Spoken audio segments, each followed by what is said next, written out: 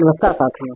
आज हम लोग बात करने वाले हैं एसआईआर के जो फॉर्म दिए गए हैं, इनोमिनेशन फॉर्म या जिसको भी गणना प्रपत्र कहते हैं, उसको कैसे भरें। क्योंकि कई बार अभी देखने में आया है कि बीएलओ के सामने ये समस्या आ रही है कि लोग जो है फॉर्म को लेकर के जा रहे हैं और अपने ही मन से भर कर दे रहे हैं, जिससे कि उसमें काफ़ी गड़बड़ियाँ आ रही हैं और वो पूरे पूरे फॉर्म खराब हो जा रहे हैं।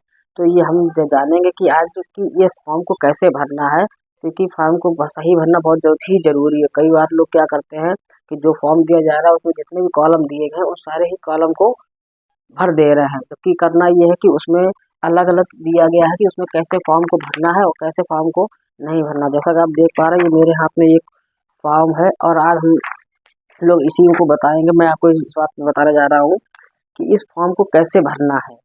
इसमें जो कॉलम वगैरह दिए हैं, इसमें नए मतदाता को कैसे भरना है और जो पुराने मतदाता यानी कि जो जिनका नाम 2003 की लिस्ट में है, उनको फॉर्म कैसे भरना है। तो चलिए मैं आपको वीडियो के माध्यम से बताता हूँ कि इस फॉर्म को कैसे भरना है। आइए साथियों, जैसा कि आप देख पा रहे हैं, ये मेरे हाथ में एक नया इल्यूमिनेशन फॉर्म है। ये पूरी तरह से खाली है और हम ये जानेंगे कि इसको भरना कैसे है। तो सबसे पहले हम ये करेंगे कि जो नए मतदाता हैं या फिर जिनका कि वर्ष 2003 की लिस्ट में जिनका नाम नहीं है, तो उनको फॉर्म ये कैसे भरना है। तो जैसा कि आप देख पा रहे हैं, इसमें यहाँ पर ये पहले से डिटेल्स आपके नाम की भरी हुई दी हुई है। इसके साथ में यहाँ पर आपका क्रम संख्या वगैरह सब पूरा दिया हुआ। ये क्यूआर कोड है। यहाँ पर एक ये फोटो आपका लगा हुआ आया हुआ होगा। इसमें आपको करना है, इसके पश्चात एक वर्तमान की कोई भी फोटो जो है वो आपको यहाँ पर एक लगानी होगी। ठीक है। इसके पश्चात इसमें यहाँ पर 3 ये कॉलम आप देख पा रहे हैं, ये दिए हुए हैं। अब इसमें करना है कि जो नए मतदाता हैं उनको कौन कौन सी चीज़ें भरनी है और कहाँ कहाँ पे भरनी है। तो सबसे पहले आप देख पा रहे हैं, ये है जन्म तिथि।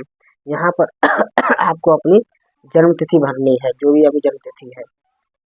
इसके पश्चात यहाँ पर ये आधार नंबर, ये एक वैकल्पिक होता है जिसमें कि आपको भाव भर भी सकते हैं या फिर ना ही भी भर सकते हैं। इसमें कोई आपको मैंडेटरी नहीं है। इसके पश्चात ये है मोबाइल नंबर। यहाँ पर आपको एक मोबाइल नंबर अपना भरना है। मोबाइल नंबर इसलिए इलेक्शन कमीशन मांगता है कि ताकि आपके इलेक्शन चुनाव से संबंधित कोई भी जानकारी है वो आपके मोबाइल पर सूचना दी जा सके। इसके पश्चात यहाँ पर पिता या अभिभावक का नाम, यानी कि जो भी आपके पिता या अभिभावक है उनका यहाँ पर आपको नाम भरना है। फिर यह है पिता या अभिभावक का ईपीआईसी संख्या। इस कॉलम में आपको जो है ईपीआईसी संख्या यानी कि जो वोटर आईडी के ऊपर एक एक्सवीएल करके जो नए मतदाता होते हैं उनकी एक्सवीएल करके एक आईडी आती है, तो वो भरनी है। या फिर कोई पुराने जो मतदाता होते हैं तो उनकी एक यूपी/312 करके जो भी है वो भरना होता है। तो ये यहाँ पर उपलब्ध है, यदि है तो उसको आपको यहाँ पर भरना होगा। इसके पश्चात यहाँ पर आपको माता का नाम भरना है और इसके पश्चात यहाँ पर ये माता का ईपीआईसी संख्या, यानी अगर वोटर आईडी संख्या यहाँ पर है तो उसको यहाँ पर भरना है। अब यदि आप शादीशुदा हैं तो यहाँ पर जो लेडीज लोग हैं, महिलाएं, उनको यहाँ पर अपने पति का नाम भरना है। ये पत्नी का नाम यहाँ पर पति का नाम भरना है। और यदि वोटर आईडी संख्या उपलब्ध हो तो वहाँ पर भरना है। इसी प्रकार से यदि कोई पुरुष जो है वो भर रहा है तो उसकी यदि पत्नी है तो उनका पत्नी का आपको यहाँ पर डिटेल्स भरनी है। उसके पश्चात यहाँ पर आपको वोटर आईडी संख्या यदि है तो उसको भरना है। अब इसके पश्चात जो नए मतदाता हैं उनको करना क्या है कि ये वाला कॉलम उनको नहीं भरना है, उनको ये वाला कॉलम भरना है। अब इसमें करना ये है कि उनके माता या पिता, दादा या दादी, कोई भी यदि 2003 में जिनका लिस्ट में नाम है उनका यहाँ पर नाम भरना है। उसके पश्चात उनका यहाँ पर ईपीआईसी संख्या यानी वोटर आईडी संख्या उसको यहाँ पर भरना है। और इसके पश्चात में यहाँ पर संबंधी का नाम, यानी कि जो जिनका यहाँ पर आप नाम भर रहे हैं तो उनके पिता या जो भी हैं उनका यहाँ पर आपको नाम भरना है। और यहाँ पर संबंध खोलना है, यदि अगर पिता पुत्र है तो पिता पुत्र का यहाँ पर आपको लिखना होगा। इसके पश्चात यहाँ पर जिला भरना है, ये उत्तर प्रदेश राज्य भरना है। फिर विधानसभा क्षेत्र का नाम, ध्यान रहे ये बहुत महत्वपूर्ण चीज़ है। यहाँ पर आपको 2003 की जो विधानसभा है वही भरनी है, क्योंकि वर्तमान की जो विधानसभा है और 2003 की जो विधानसभा है वो दोनों अलग अलग हैं, दोनों के नंबर अलग अलग हैं।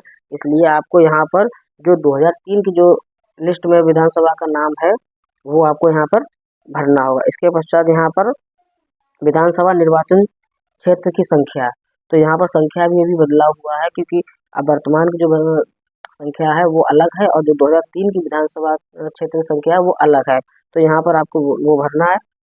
इसके पश्चात यहाँ पर आपको भाग संख्या यानी बूथ संख्या जो होती है वोटर लिस्ट में होती है, उसके ऊपर एक कॉलम पर यहाँ पर एक भाग संख्या दी हुई होती है। तो वो आपको यहाँ पर भरनी होगी। इसके पश्चात ये यहाँ पर क्रम संख्या, ये क्रम संख्या बहुत ही आवश्यक है भरना, क्योंकि इसी के आधार पर ये डाटा जो है वो मैच किया जाएगा कि हाँ ये 2003 की लिस्ट में नाम इनका है अथवा नहीं है। तो ये आपको यहाँ पर भरना है। इसके पश्चात यहाँ पर आपको अपना हस्ताक्षर करना है। ठीक है, तो यहाँ पर आप हस्ताक्षर करके ही इसको आपको दे देना। साथ साथ में इसके पश्चात अब ऐसे लोग जिनका कि 2003 की लिस्ट में नाम है, यानी कि 40 साल से ऊपर के जो मतदाता हैं, उनको कैसे फॉर्म भरना है, तो यहाँ पर जैसा कि उनको फॉर्म में भी मिलेगा, तो यहाँ पर उनको आपको पूरी डिटेल्स यहाँ पर भर देनी है। उनको भी अपने पिता वगैरह का पूरा यहाँ पर भरना है। इसके पश्चात ये जो लेफ्ट वाला कॉलम है, ये उसको उनको यहाँ पर भरना। यहाँ पर उनको जो 2003 की लिस्ट में नाम है, उदाहरण के तौर पर हम बात करें, यदि किसी का नाम सागर है, तो अगर वोटर लिस्ट में आज की तारीख में उनका सागर सिंह लिखते हैं वो, तो अब वोटर लिस्ट में आज उनका सागर सिंह नाम है, तो यहाँ पर वो सागर सिंह ही लिखेंगे। लेकिन यहाँ पर अगर उनका नाम सागर है, तो उनको यहाँ पर सिर्फ सागर ही लिखना है, सागर सिंह नहीं लिखना है। इसके पश्चात ईपीआईसी संख्या जो कि पुरानी वाली है, वो यहाँ पर भरनी है, क्योंकि कई बार ऐसा होता है कि लोगों के वोटर आईडी गड़बड़ होते हैं, तो वो लोग नया वोट बनवा लेते हैं। तो नया वोट जो बनवा लेते हैं, तो उसका तो यहाँ पर आपको भरना है। लेकिन यहाँ पर आपको जो है, यदि पुरानी लिस्ट है तो पुराना ही आपको यहाँ पर भरना होगा। यहाँ पर आपको पुरानी ईपीआईसी संख्या भरनी। इसके बाद संबंधी यानी कि जो पिता वगैरह है उनका नाम भरना है। संबंध यहाँ पर आपको करना है, जो भी आपके माता पिता जिसका भी आपने भर रहे हैं ऊपर, उसको करना है। यहाँ पर जिला लिखना है, यहाँ पर राज्य का नाम, और यहाँ पर विधानसभा निर्वाचन क्षेत्र का नाम, जो कि पहले भी अगर आपका बदला नहीं है तो वही रखेंगे, अगर बदल गया तो पूर्व वाला जो है उसको ही यहाँ पर आप भरेंगे। फिर यहाँ पर वही संख्या विधानसभा क्षेत्र की जो संख्या आपकी है, क्योंकि वर्तमान में जो संख्या होगी और ये दोनों में अंतर होगा, तो 2003 के हिसाब से आपको यहाँ पर भरना होगा। इसके बाद भाग संख्या, जैसा कि मैंने बताया है कि बूथ संख्या या भाग संख्या जो है, जो कि ऊपर के वोटर लिस्ट के ऊपर में यहाँ पर दिया होता है, उसको आपको यहाँ पर भरना होगा।